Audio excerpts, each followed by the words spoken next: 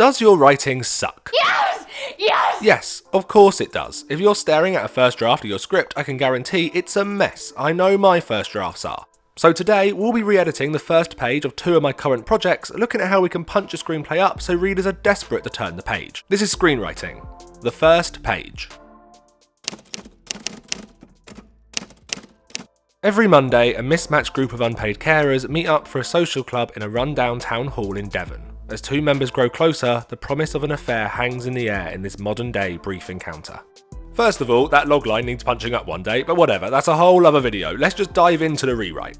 Catherine Kathy Myers stands by the open porch doors, lighting a much-needed cigarette. She's mid-50s, kind face, constantly lost in 1,000 thoughts. This is very first drafty. It's there on the page so I can continue, but does that grab you? No, of course it doesn't. It's kind of nothing. We open immediately on a woman who's by some open doors, lighting a cigarette. Whatever, let's punch this up. Firstly, I want to make a more interesting opening shot. So, cigarette smoke stings the exhausted eyes of Catherine Kathy Myers. I think this is better. It's not a standard boring shot anymore, instead it's a close-up, an extreme close-up. But you'll notice I haven't put close-up next to it to tell us this, instead the description tells us alone. We're focusing on the eyes and the smoke. That's all that's on the page, that's all that we're seeing, that's the single image a reader will picture in their head. But not just eyes or blue eyes, because who cares about eye colour, but instead the exhausted eyes. This is a woman who's absolutely shattered. We don't know why yet, but it's characterful from the off. She stands rigid in the garden.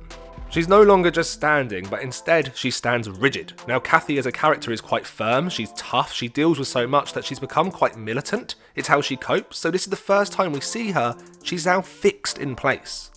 In the garden, could be punched up, we could write messy garden or overgrown, but I'm leaving it for now. On the next rewrite I may do more, but the garden isn't actually that important, so why waste time on it? She stands rigid in the garden, constantly lost in 1,000 thoughts.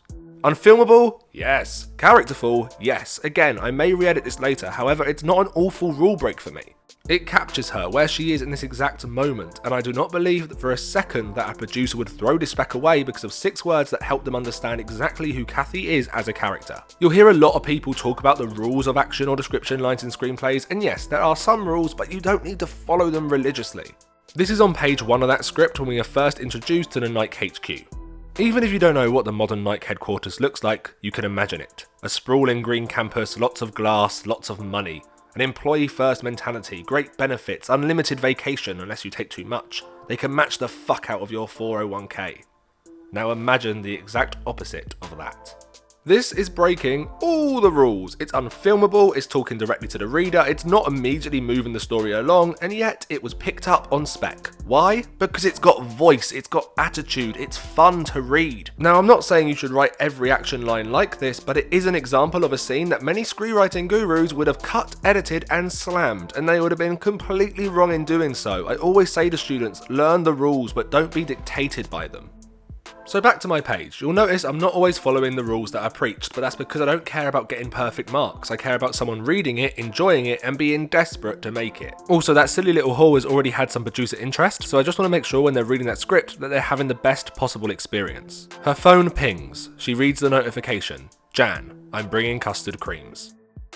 This is what I call an instruction line. Something happens, she does this. It is absolutely fine for a first draft. I'm a big believer that when you're writing, just get it out. There's no point spending an hour trying to find the perfect wording for one paragraph. But action lines shouldn't read like an instruction manual because instructions are boring. So for this, I'm just going to add a tiny bit more to make it less static.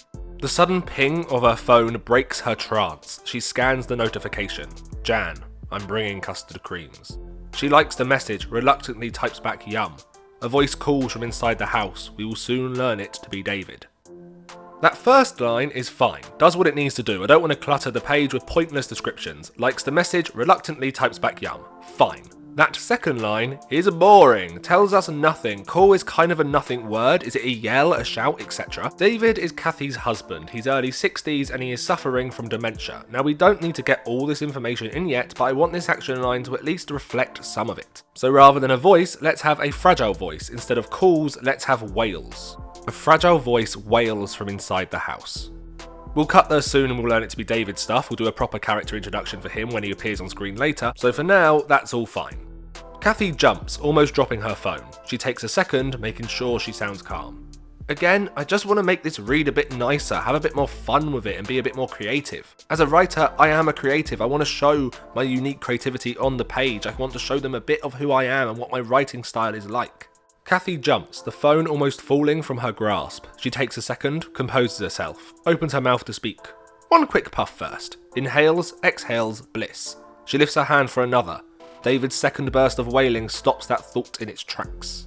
Again, this isn't massively different, nothing's really changed in the scene, but we've just added a lot more creativity to it, and we know her more as a character now. She's trying to finish her cigarette before she even replies to her crying husband indoors. That tells us so much about her as a person. Yeah? I can smell smoke. A drag, exhales. That's because I'm smoking, love. Oh, you don't smoke, do you? I think I do. Thank God.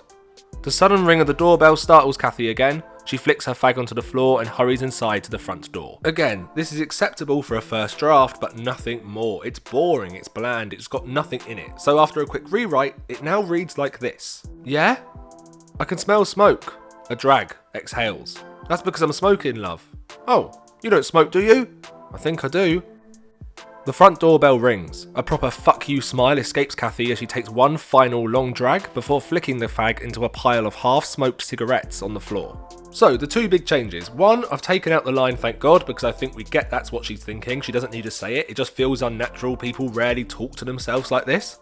And lastly, that little detail of the pile of half-smoked ciggies tells us so much. She smokes a lot, but she never gets time to finish it. Something always happens. If we look at these two pages side by side, you'll notice that visually there's barely any differences, but personally this new one is far more interesting. Is it perfect? No, not at all. Silly things are missing, like the age, I can put that back in. And during a third rewrite, I will probably add a little bit more, give her slightly more personality in the description, but that's all personal taste. Is it the most exciting first page you've ever seen? Probably not. This is a very British indie kind of film. It's not ever going to break into an action scene. It's all about the characters, the mood, and I think this new version captures that. Okay, next one.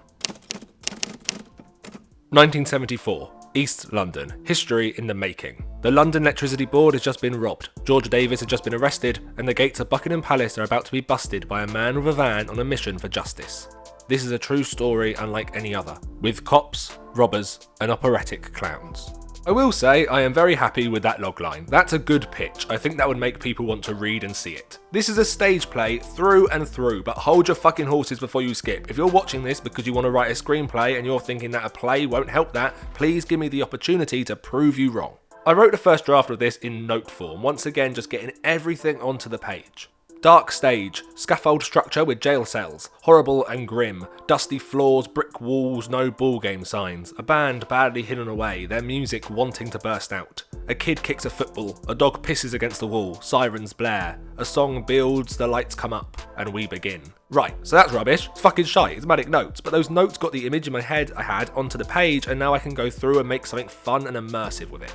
So, here's the edited version. The stage is dark, like dusk. On either side is a scaffolding structure, something for our characters to play in. Above each one, a jail cell. Dark, small, as horrid as you can imagine. No, even worse than that. The floor is dusty and well trodden. The walls are brick and spray paint and piss stains. A band are badly hidden away as if their music and joy wants to burst out. And it will. There will be music. As the audience enters, they are met with this image, the stillness, only broken by the occasional police siren that blasts by. A kid enters, kicks a football, exits. A dog walker hurries past, letting the dog piss on the scaffolding, exits. A murmur of music begins to build, like a constant bridge just wanting to burst into the chorus, all in good time. As the audience settle, the lights slowly come up and up and up. It's time to begin. So firstly, it now reads like an actual script, so that's a win. The main thing I wanted to create was an atmosphere, and that's why all this is pre-show. This is what I want the audience to see and hear as they're taking their seats or ordering drinks at the bar. Theatre is immersive, the audience are sat right in the story, so I like to use that. Create the world and let them sit in it a bit before the show even actually begins. And this is why I say it's similar to a screenplay. It's all about immersing your audience, creating the atmosphere of your story. Theatre just means you can be more theatrical. This freedom will allow you to go as big as you want, and then once you've learnt that, you'll be able to shrink it down into screenplays while still keeping some of that magical flair you learnt. I wrote the rest of the page in a similar note-taking fashion. Bang! Robbers burst out dressed in their nutty face coverings. They are clowns. They look at the audience, really take them in. It's stupid and mad and brilliant. And then, just to add to the nuttiness, they start to sing. So this is less sporadic than the last notes, but it's still incredibly messy and has none of that atmosphere from the pre-show. So I want to keep the silliness, the weirdness, but also that vibe that the audience have now been sat in for 10 minutes plus. So here's the edited version. Bang! 4 men burst through the back doors, each with a duffel bag full of cash around their shoulders. 1 wears a motorbike helmet, 2 wear balaclavas, and 1 wears a pilot's hat and goggles. These are the robbers. These are our chorus of clowns. They stop dead in their tracks, stare at the audience, that awkwardness, the ridiculousness, and then, just before the silence becomes too much, they start to sing. So again, it now reads like a script, so that's good. That bang is a good character introduction, I think. Simple but loud. You know those doors are bursting open and these men are piling onto the stage.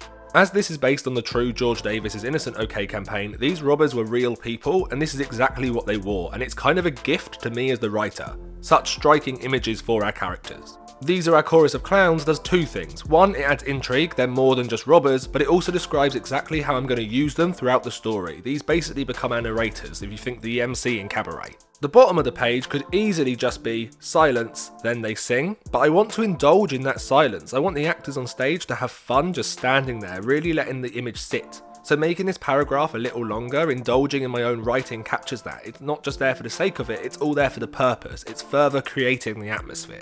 And for me, that's what the first page is all about. Ignore the rules for a bit, just for a few drafts, put them aside. Instead, focus on 2 things. 1, does your first page capture the feeling of the story? The first page is like a promise. It should set the tone, the reader's expectation. If it's a comedy, your first page better have some good jokes on it. Horror, give us a bit of creepy vibe that we expect. We don't need the ghosts and the murderers just yet, but just describe that dark, the shadows that stab across the room. And 2, will it make people turn the page? Will they want to continue reading? That's your main goal as a writer. Obviously the dream is to sell the script and have it made and win the Oscar, whatever, but none of that will ever happen if people are putting your script down. This is a very different video for this channel, so let me know if you like it and want more. Please do share it around, hit the like button, hit the hype button, whatever the fuck that is, and I'll see you soon.